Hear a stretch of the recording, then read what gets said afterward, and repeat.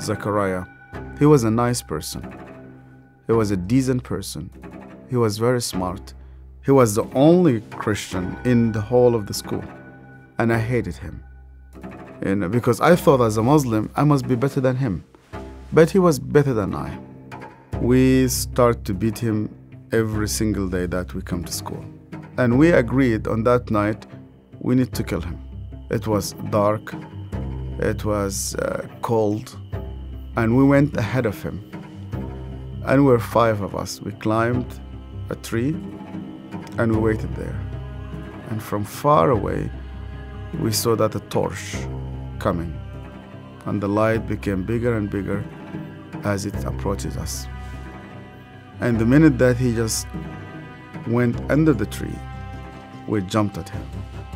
He was crying, he was screaming, he was shouting. We broke his arm, we broke his leg. He started to bleed.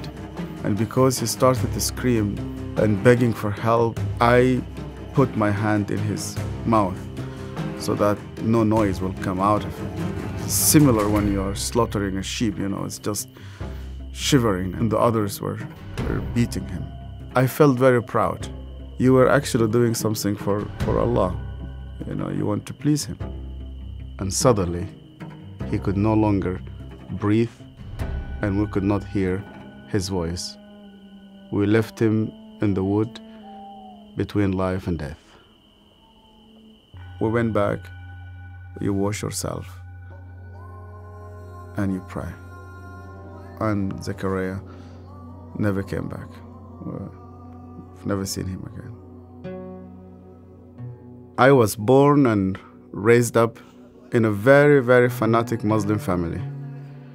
When I was a child, my father brought me to a Quran school. I was only 8 years old, and my father just dropped me there. They shaved my head. We sat in a circle. The shaykh sat in the middle of this circle, and he has a very long whip. I was forced to memorize the Quran. Every mistake that you do, this whip will just come right in the middle of your head. You're not allowed to cry, because in our culture they tell you men never cry. I was crying every single night. And they told me, you belong to the Islamic Ummah, and that's why you fight for it, you stay loyal to it. I started to hate people, to hate everybody who's not a Muslim. And I especially used to hate the Jews. So I was preparing myself to go and fight for Allah in the jihad. But every night I went to bed, and when we put the light off, I did not know what will happen with me if I die. My cousin was severely sick, and the doctors, they said he's going to die. They gave him only a couple of days. And one day came 2 people. They were Coptic Christians. And one of them wanted to greet me. And then I saw he had a cross.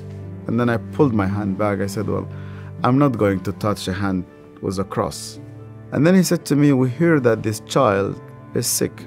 We would like to pray for him.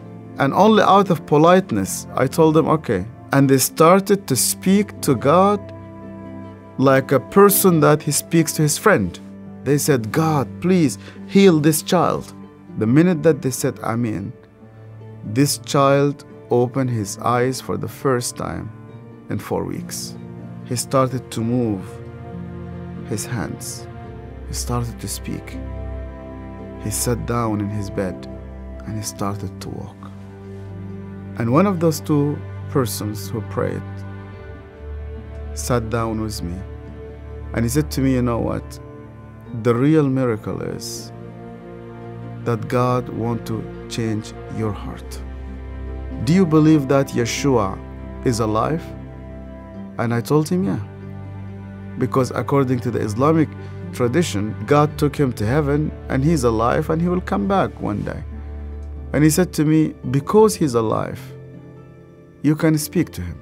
That changed my entire life. And when I started to read the scripture, nobody needed to convince me to love the Jewish people. The only way for Muslims to start to love the Jews is when they meet Yeshua. I loved my family, I loved my father, I loved my mother, and I loved my community.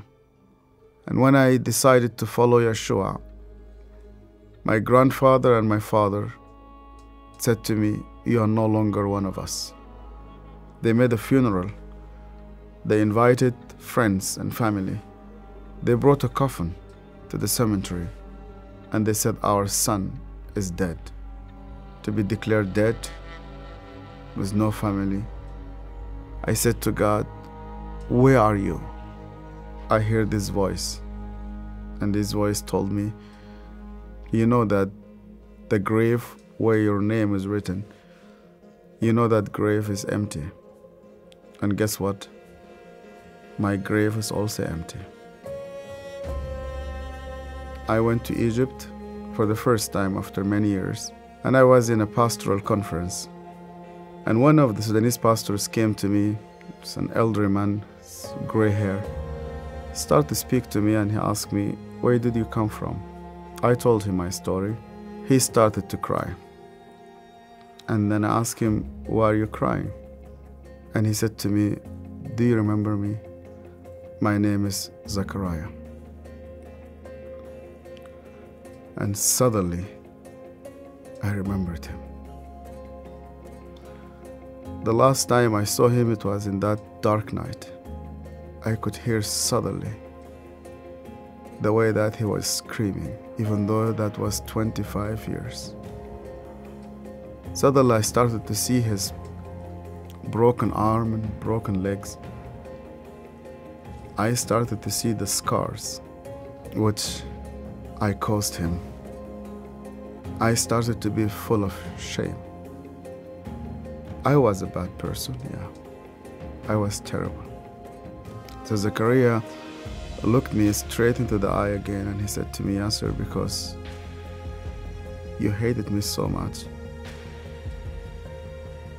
I was always praying for you."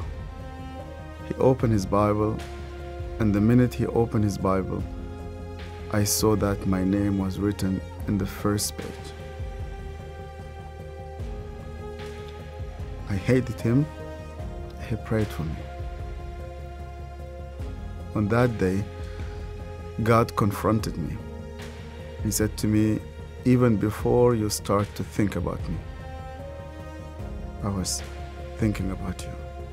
To love those who hate you, you need someone whose name is Yeshua."